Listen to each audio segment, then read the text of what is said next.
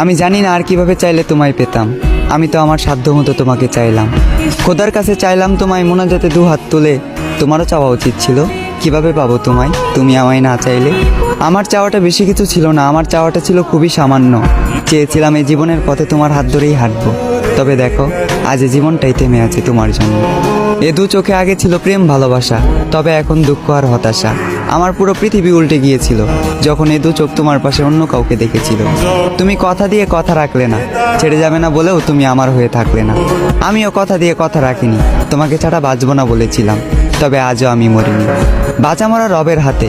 তাই হয়তো না চাইতেও এখনো বেঁচে আছি এই পৃথিবীতে। এত কিছুর পরেও যে রব আমায় বাঁচিয়ে রাখলো, শুধুমাত্র তিনিই জানেন আমি কিভাবে বেঁচে আছি। আজ আমি সবার চোখের আড়ালে চোখের পানি মুছি, সবাইকে দেখাই সুস্থতা, মুখে মুচকি হাসি।